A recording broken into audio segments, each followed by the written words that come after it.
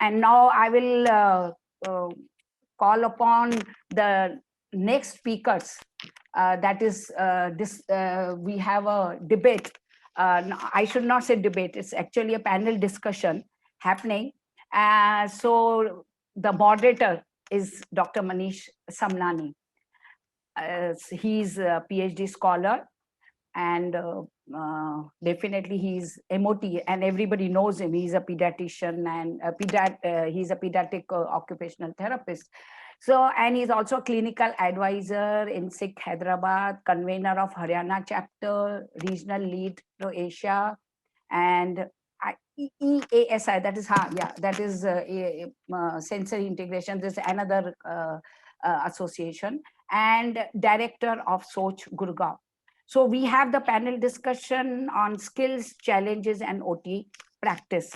So we have today four panelists, very young panelists, my students, my children. They are the one is Dr. Balaji, who is not actually a young one. But after all, he's my child.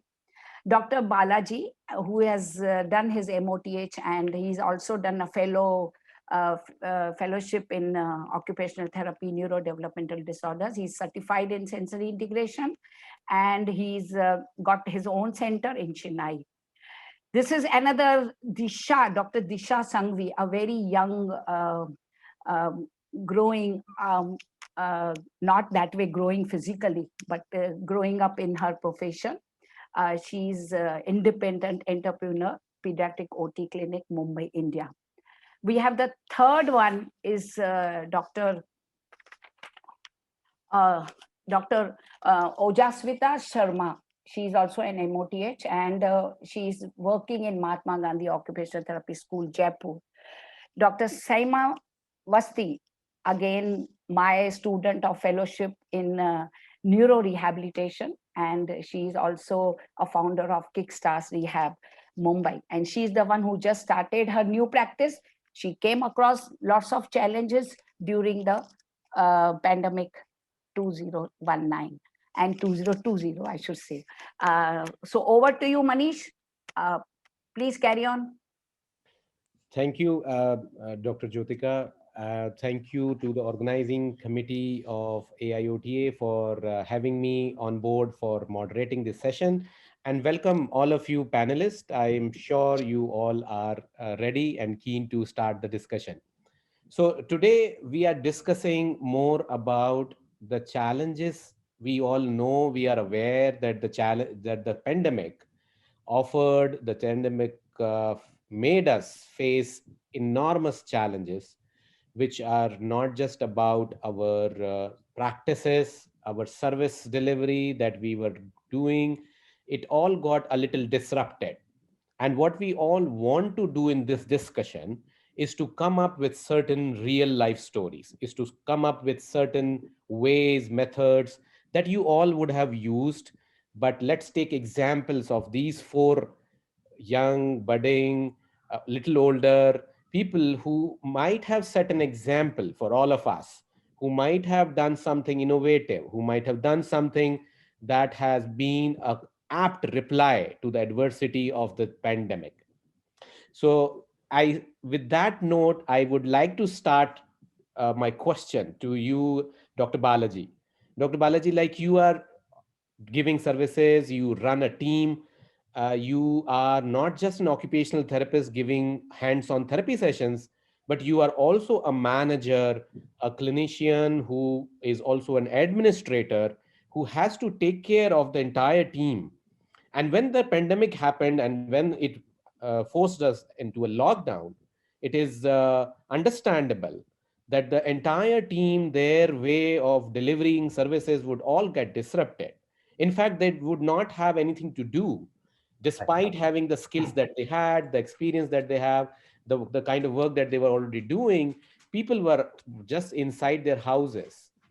As a manager, as an administrator of a therapy service, which has been running since many, many years, and which came to a standstill suddenly, abruptly, it would, of course, would have faced you with challenges. How to manage this team that you have with you, they are the ones who are probably dependent on you as well. So I would like to start with you about these challenges that the pandemic faced or pandemic forced us as administrator and manager. And what did you do? What was it that made you or helped you cope with that kind of a situation? Sure, sure. Thank you so much, ma'am, for having me. We are all your children. Thank you, Manish, for the lovely introduction. Yes. So, yeah, it was a never before crisis. It was once in a decade crisis. So, obviously, I was, a little clueless. I was, nervous about it, especially the financial part. So what I thought was, if a person like us, a clinic owner has such a financial issues, then I should definitely think about the junior colleagues who are working under us and the non therapists, the so-called the receptionists, the cleaners. We have to think about them. So I immediately thought of sending them a honorarium for those 3 to 4 months. And how will I send those honorarium is to negotiate with my clinic landlord. So I negotiated with my clinic landlord and then said, you have to give us a cut for these 4 months so that I can, give away that part to those people who are definitely dependent on our organization. So I immediately negotiated with them and then started sending them to honorariums. It was such a blessing in disguise. I was very happy and satisfied. I was doing something. Then I have to think about the therapists who are working with us. So immediate thought was to uh, uh, share a bit to the people who are very loyal, who have been very who have been traveling with me for quite some time, the senior therapists. So I started sending some kind of an honorarium, a minimal salary, which I thought should be handy to just keep them alive, breathing. Uh, so that way I initiated things. So how will I get the revenue? I started exploring and looking out for examples, and I thought of brainstorming with our seniors, and the juniors, and we have our own Tamil Nadu branch of occupational therapists. We had some kind of a brainstorming sessions wherein we started thinking on having not many workshops. So tele workshops was my first one thing which came in very handy. So since I was certified in handwriting without tears, I thought we will take up that area alone to do tele workshop for our own professionals, and as well as to the parents. It could be only a couple of hour workshops on couple of days, so that I get an idea about what is all this about, tele rehabilitation and tele therapies altogether. So I just got an idea and we started charging very minimal amount to get ourselves going, because we were so struck and we were so, we came to a grinding halt, as you said. So, we wanted to get it started. So this is one way of getting started. So we just initiated things, and some kind of money was trickling in, which was really, a gold that time during those crises. So that's how I started initiating things. And I'm fortunate enough to, uh, able to write an article in a very popular newspaper daily on, how to educate, sensitizing parents with special needs. So I was able, I was able to do my bit on that, so that the parents and the children who came to complete stop in the routines and course. So I was able to do my kind of a social responsibility through this kind of an article. And we had so much time. So there was one good friend of mine who gave me an idea that why don't you do some kind of a YouTube series. So I did a 12 video series on how to do some kind of a handling by the parents with whatever resources they have at home. So the therapy rooms was empty, so I could go and then shoot and then send those videos and publish it in the YouTube, which I thought was some kind of a benefit to most of the parents. I got very many good reviews on that. It was really helpful. And you must have, I'm sure you all, most of our all our therapists would have started doing their bit by sending their WhatsApp messages and courtesy calls to the parents and clients. So that's how I slowly started gathering momentum on these tele mode. And with these things, with financial and tele thing, we started generating money. So once I started generating, this kind of, workshops, then parents started, asking us, can be done virtually? So immediately, yeah, we were, obviously we need to know about it in an evidence base. We can't say just yes to teletherapy. So when I started searching, there were very many international journals on telerehabilitation, International Journal of Telerehabilitation since 2010, which was news to me. And when I browsed and checked it, there were abundant data on telerehabilitation, especially for occupational therapy, speech therapy, and special education. So I started, doing a research and gathering data, and also I trained myself, on something called the Classy telerehabilitation through sensor integration to tele. So these are the ways I started, embracing telerehab and started giving services to my own clients and educating my therapists. So that's how we all started money. Great, Balaji. That's a wonderful story, and we saw some of the visuals where it looks like a wonderful effort from your side. Coming to Saima, Saima, tell us something about your story about this pandemic. There was something that you did which was a new, which was challenging, but still was innovative.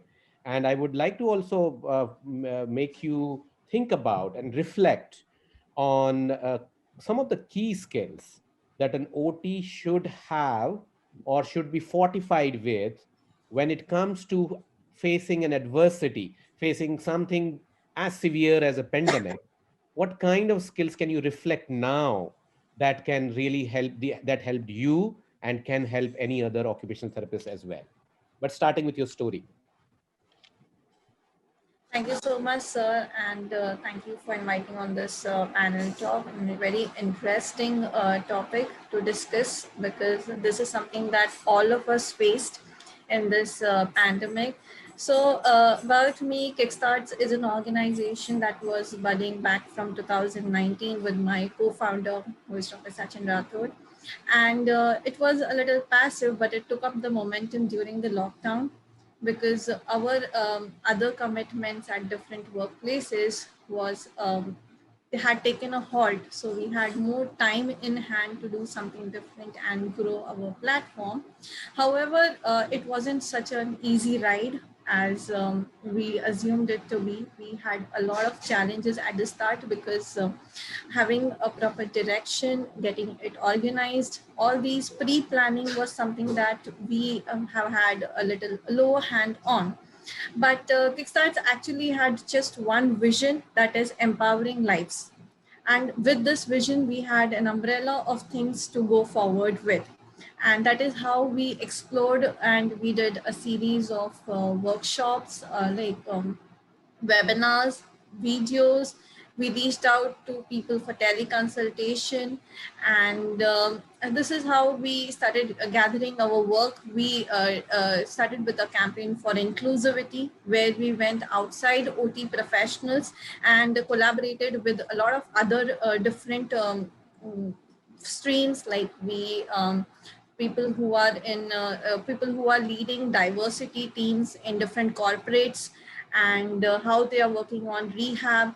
So this is how we started growing and exploring. But definitely when it comes to having certain skills, there is a lot to discuss. But to summarize it, I would say the first and foremost thing is, I wouldn't say skill, but I would say mindset. Having a mindset of finding way out and critical thinking is very important. When it comes to critical thinking, it's about out of box, and that is what I think as an OT we are promoted right from our first year, to think in a creative way for our clients. And this resonates even in the professional front, thinking what different we can do, how we can stand out in our work, and how we can have our identification in the crowd, which is beyond our profession, letting people know about it. So that is one first and foremost skill, or something should come from within to, in such situations, is what different can I do, or how different can I utilize this time. So that's one thing. Second thing is this is a skill, and I think every OT should possess this skill, is technical hold. Because this is the era of technology where things are advancing very fast, and we need to catch up with it.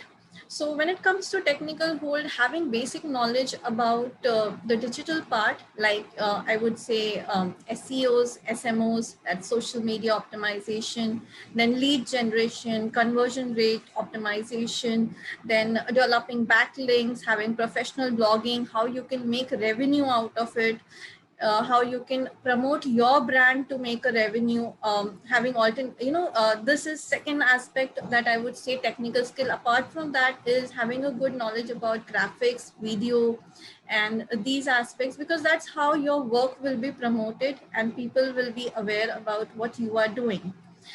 Third aspect that Noti should know about is, or the skill should possess, is marketing.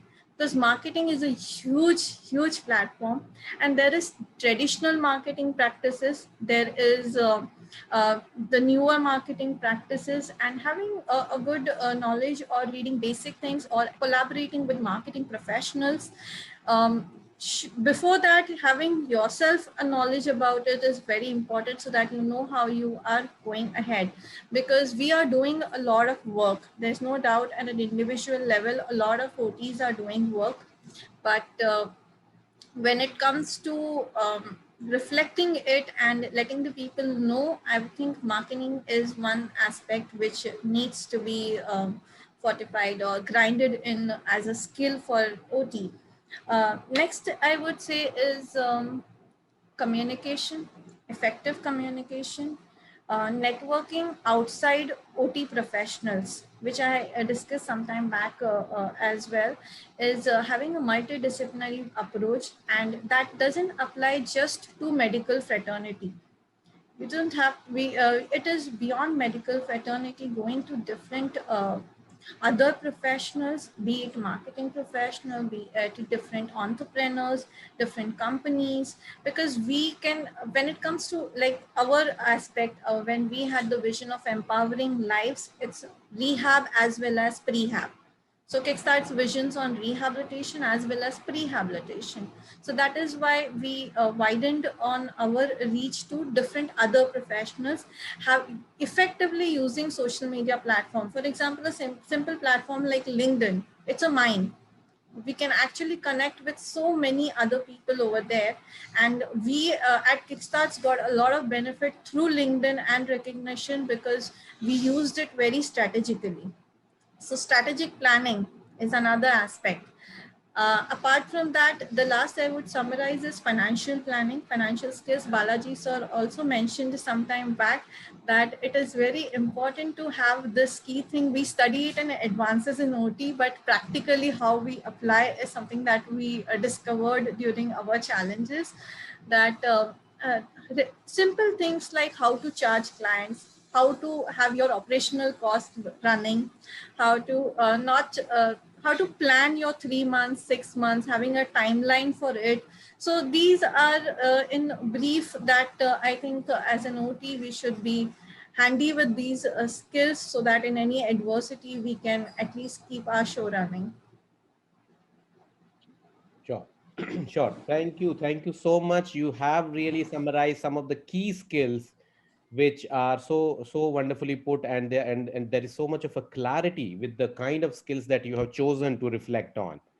I would now like to move on Disha. Disha, you are an occupational therapist, and you also happen to be, as I know, from an artistic background. And there is something that you would have come up with, I'm sure, to come together, bring the skills of an occupational therapist and being a skill of an artist together to face when the sessions were not happening face to face, when they were not happening physically on site.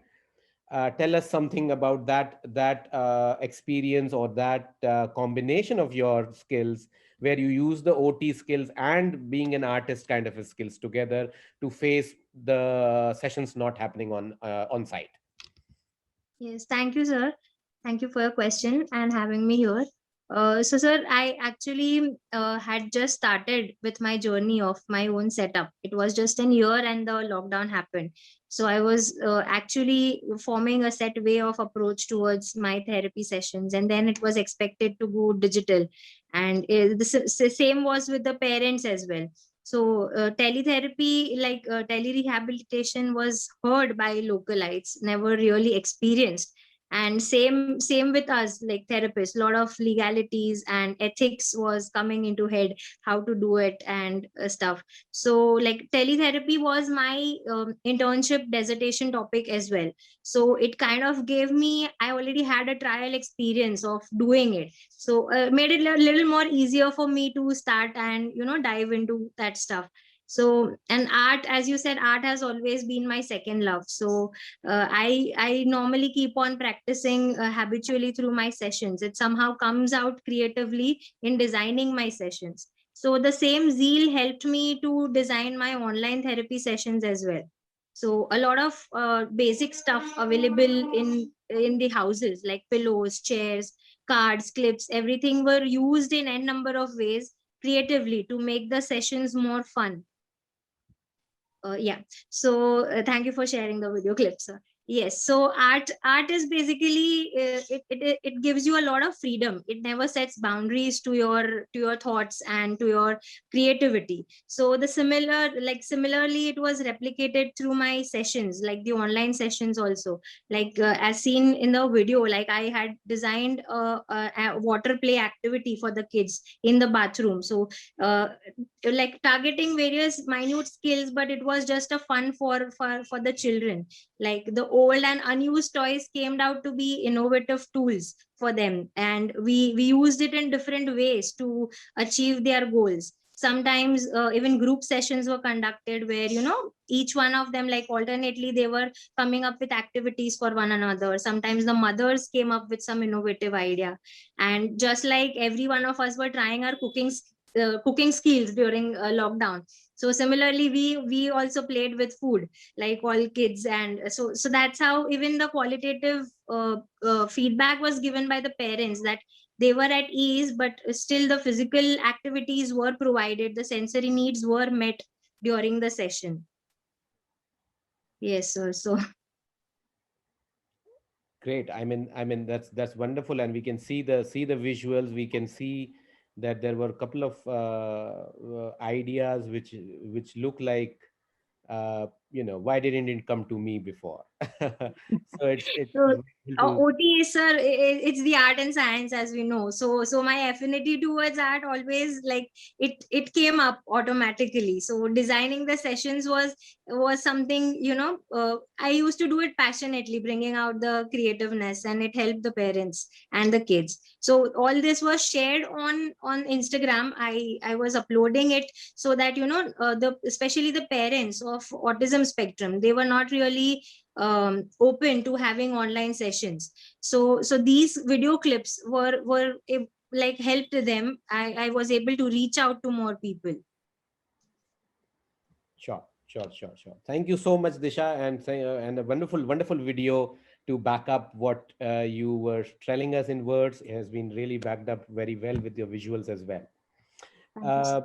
Coming to Ojaswita. Ojaswita, आप एक sports person हैं, आप एक occupational therapist हैं, और आप special Olympics के लिए बहुत एक्टिवली काम कर रहे हैं. ओजस्विता, आपने कुछ ऐसे लोगों के साथ काम किया है, एथलीट्स के साथ काम किया है जिनकी स्पेशल नीड्स हैं, वो एबल बॉडीड हमारे आपके जैसे नहीं हैं, लेकिन फिर भी आपने अपनी स्पोर्ट्स पर्सन वाली स्किल्स को कहीं ना कहीं यूज किया होगा उन लोगों के साथ. ऑक्यूपेशनल थेरेपिस्ट का तो यूज किया ही होगा फॉर श्योर, बिकॉज वो आपका प्रोफेशन है. बट हमें थोड़ा सा बताएं कि कैसे आपके स्पोर्ट्स पर्सन स्किल्स और आपकी ऑक्यूपेशनल थेरेपी कंबाइन करके आपने स्पेशल ओलंपिक्स के इन कैंडिडेट्स को ट्रेन किया. Thank you so much, sir, and good evening, everyone. It's a very big thing. I'm here and I'm discussing the things. I'm sharing my experience with you. Thank you so much, sir. And I am very much interested in sports from my childhood, and as I sent my certificates and all, I played national in archery 2 times. I played other games like badminton, basketball, etc. After passing my 12th examination, I dropped my full year for MBBS, but I couldn't select it. I chose occupational therapy in 2015. At that moment, I didn't know what is occupational therapy. That's I entered. That's it for me.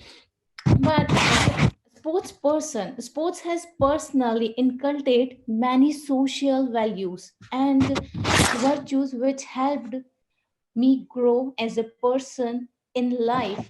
Sports teaches us values such as teamwork, leadership qualities, endurance, and motivation.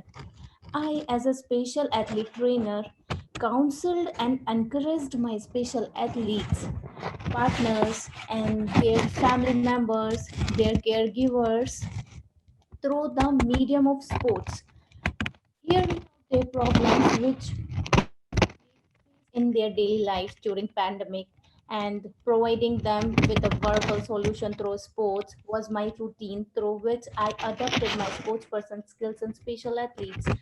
Playing a sport means we can work on the psychomotor and psychosocial aspects of a person as a whole and simultaneously.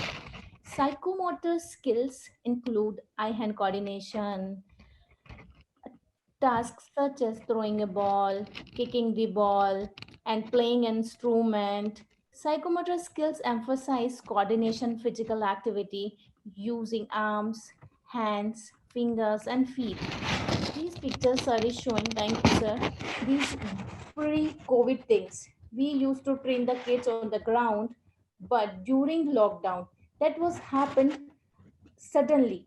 So my athletes and my partners, everyone was felt demotivated. So I used to have sent some motivational quotes to them, some motivational videos to them. We used to conduct regular Zoom online sessions. I have to send to some pictures of mine where I was standing in the tandem standing. I was doing tandem walking for coordination and balance. I have used to send them. Then I use some psychosocial skills, and psychosocial aspects includes counseling, group play, peer interaction, various other recreational activities like art that Disha ma'am was showing, art, craft, yoga, and some music. So, and recreational activities which allows the person to develop their cognitive functions and emotional stability. During COVID or lockdown, I have counseled their special athletes, their family members, and their caregivers. The purpose of occupational therapy in community mental health into increase an individual's ability to live as independently as possible in the community while engaging in meaningful and productive life roles, because occupational therapy facilitates participation and client centered. Occupational therapy plays, as we know, it plays an important role in the success of those recovering in the community. Special athletes have IQ below 70. They have cognitive issues and some behavioral issues. As an occupational therapist, I am providing services that support mental health, facilitates balance and coordination, and improve their gross motor and fine motor skills, their wellness and rehabilitation. Training includes at least one clinical framework experience in a setting focused on psychosocial issues. So, as an occupational therapist and as a mentor of special athletes, I'm providing services them according to some tenets or some aims. My first aim is inclusion. Inclusion, when we talk about special athlete or special kid is a learner with special needs. As we know, needs special needs is defined as an athlete who differs from other students in ways such as mental characteristics, sensory abilities, physical abilities, or multiple conditions, and who requires specialized services from educators, and from mentors, from some other trainers in teaching and in learning situations such as well as in sports and classroom management.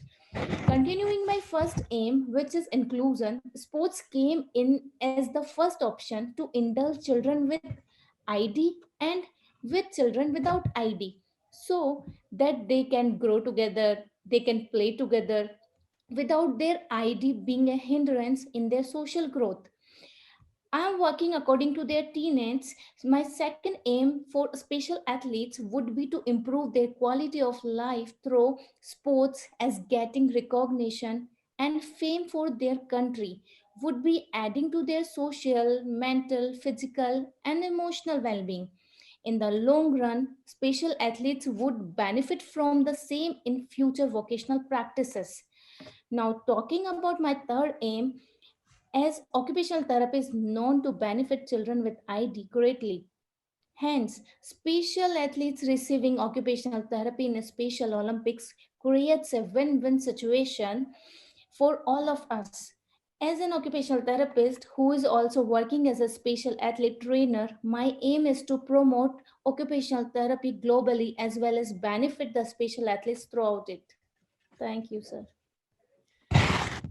Thank you, Saima.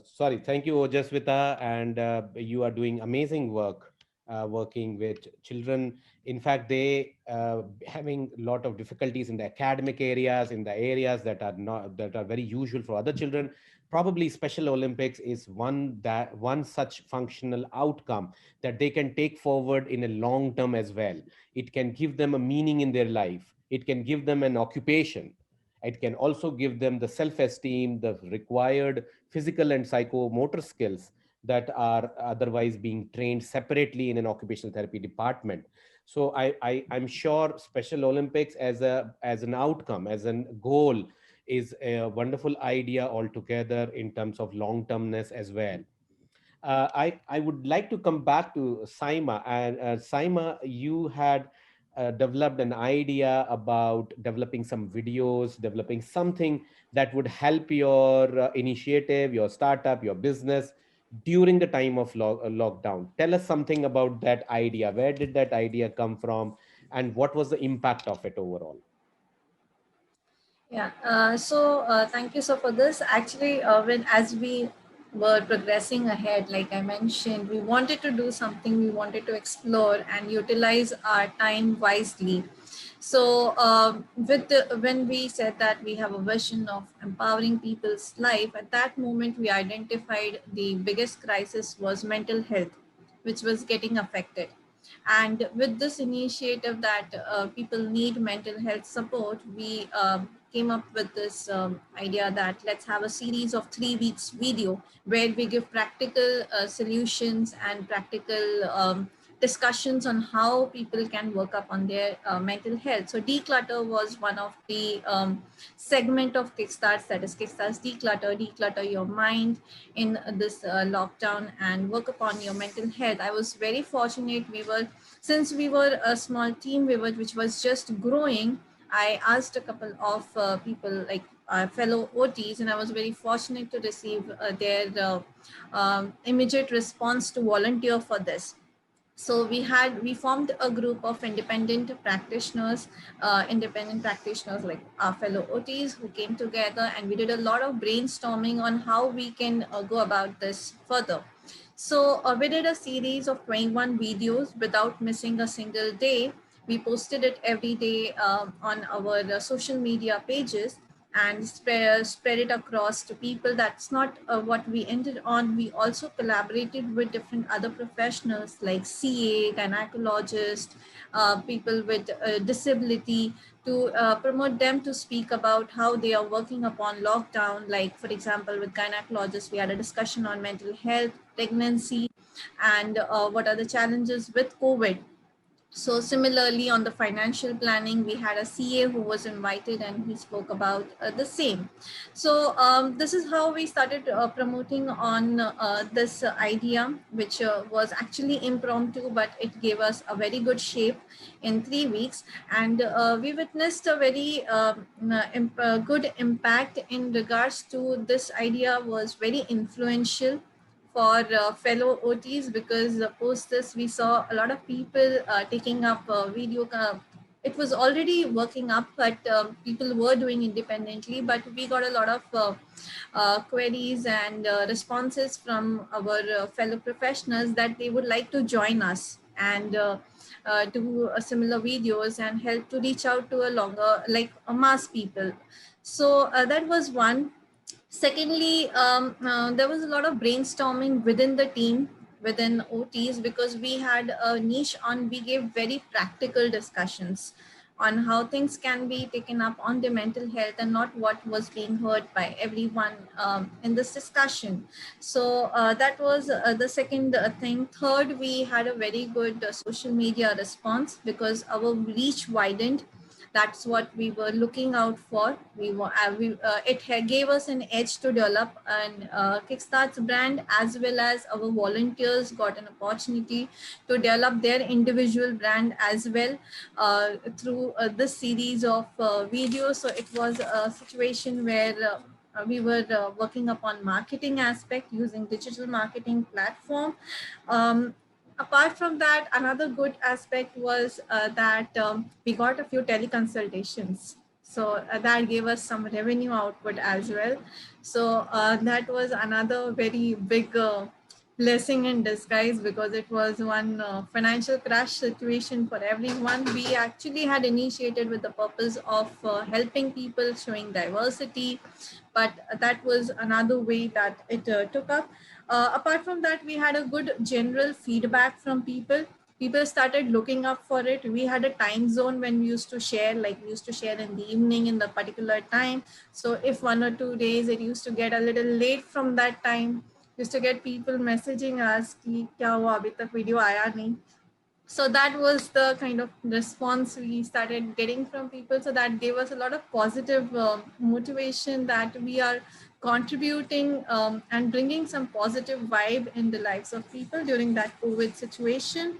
And we got visibility. That was the one of the other aspect. So this is how we had with this initiative we could impact on a lot of more aspect, and progressing to this we got an idea and a direction on how we can take forward our journey of work and help people, as well as plan on developing our brand further.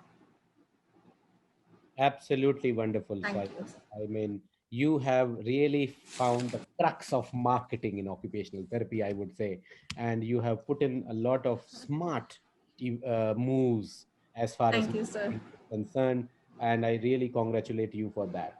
Uh, uh, Dr. Balaji, Thank you, sir. you like to, Dr. Balaji, would you like to share something more that you did in the same lines of despite lockdown, or probably in the time of lockdown led to a little more innovation, led to a little more time being spent towards marketing, towards digital media, utilizing digital media for the promotion of the profession? Yes. So I mean, everybody was, I'm basically very novice to technologies. And I was very, very new to tele services. So I wanted to become confident in that. So I started training myself, and then I started, checking with my software professionals how, what ways we can enhance ourselves through, like Saima said. About how will you promote your websites through your optimization sessions, and how will you reach out virtually. So we have to look at in a global scenario. We can, since we are doing a tele services, we can reach out to people all over. So for that visibility to happen, we have to definitely enhance our websites basically, and we have to upgrade our profiles. By doing this kind of a goodwill gesture, things like you do your publications on the newspaper, and YouTube is such a big medium these days. Everybody starts to watch YouTube. So there were several viewers and across all ages. It could be grandma parents of our kids. It could be very many junior therapists across. So everybody were very keen to, look through these kind of a channel. So these were some of the ideas, I thought will help us, to keep ourselves going, as well as, do our bit through this tough times.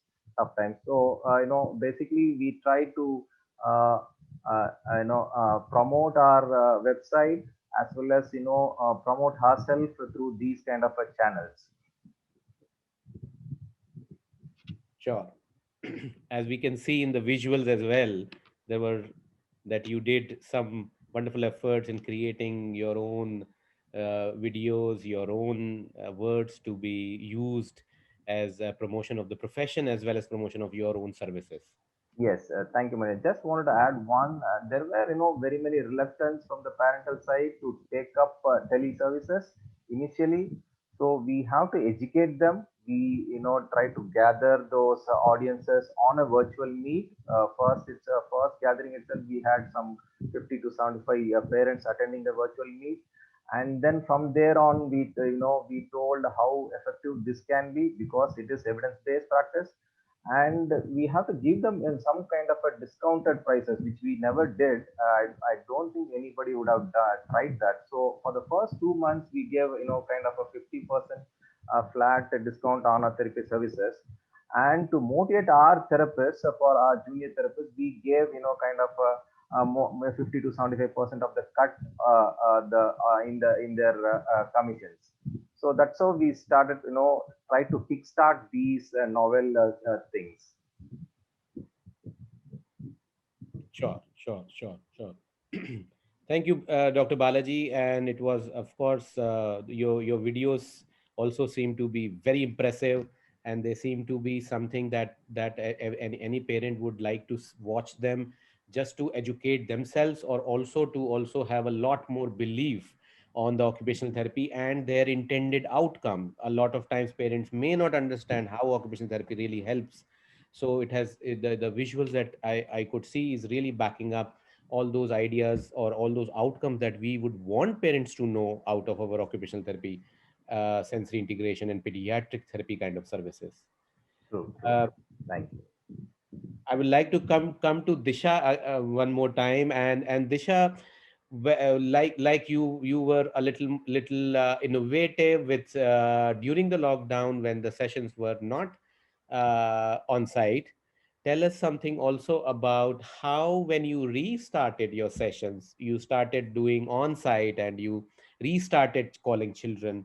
What was it that you kept in your mind? What was it that were more like any kind of precautions, any specific things that you took care of while you were restarting your on-site sessions? Yes, sir. So, sir, I had to change my clinic location during this COVID scenario. So it was shut for around 6 months, and so transferring all the equipments, all of the clinic material, I first transferred it to my home and then to another setup. So the time which I got at home, that was best utilized to clean the equipments and toys and everything already, and it was a fresh new place. So sanitizing it and all initially was not a bit of problem, but once the sessions were started, it was risky from the parent side also, and like to something to worry of. So a consent document was initially shared with all the parents to make them realize about the guidelines and measures, safety measures taken by the clinic. So only alternate days the clinic was on, and 4-5 sessions were scheduled. It was pre-scheduled during a day, and in between the gap was kept for 15-20 minutes, where I myself used to sanitize, I used to clean everything, and a particular set of toys were used only for that particular case. And so activities were planned, designed accordingly, so that a little less troublesome for me. And so precautions in general, like I used to use mask, face shield and gloves. The kids were made to wash their hands before and after the session was started, and parents were not allowed inside the therapy room unless it was very much needed, and only the parents and kids who could travel by their private vehicles were allowed initially. Sure, sure, sure. That's wonderful, Dr. Disha. I would like to share a comment from the audience. Dr. Anjali Joshi has said that impressed to hear all the presenters. All have merged technology, but have not forgotten the human touch, which is the core of occupational therapy. What a wonderful statement, and what an apt statement for all of you, having talked about technology, media, marketing, innovation, generating more services, more clients. But even then, we as occupational therapists have not lost the touch with the human touch that we always will have to the core of the occupational therapy profession. With that, I would like to thank all of you panelists for this wonderful discussion. I think the comments, the answers were so self-explanatory that anybody can take some example, take some ideas from them, help their own services, and to help the ongoing challenges that we have with this pandemic even now.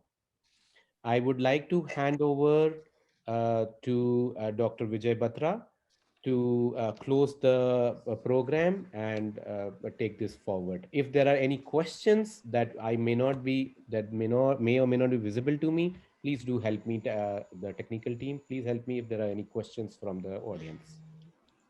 Thank you, Dr. Manish. Thanks for the wonderful session. And thank you all the participants for being the patient listeners for an excellent brainstorming and exhaustive sessions, fully loaded with knowledge base. Yes, it has been rightly said, need is the mother of invention. That's what we have observed in today's sessions. Our speakers have shared their knowledge and experience and taught us ways to utilize and develop the innovative ideas and strategies within Indian context.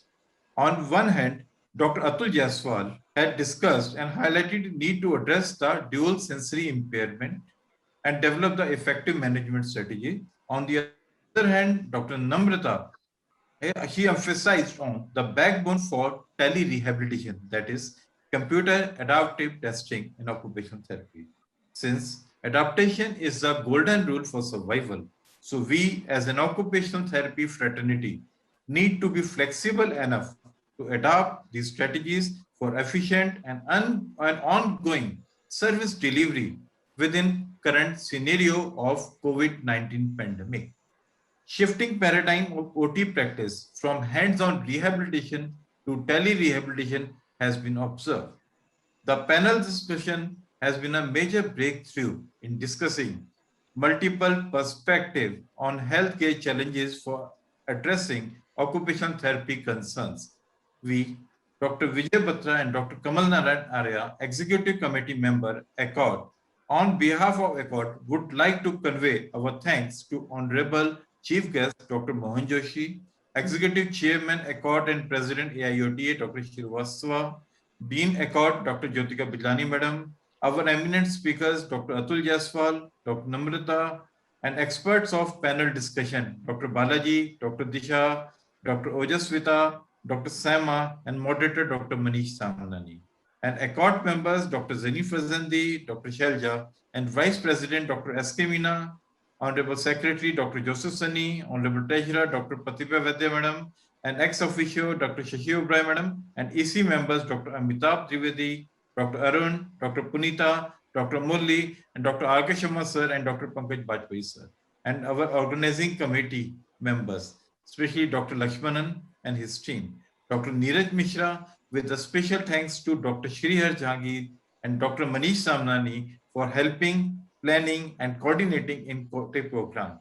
And lastly, our participants, our website team, Mr. Aslam, Ms. Samita, and Mr. Milan, and the event organizers for making this event a great success. Thank you all. Thank you, everyone, and good night. Thank you.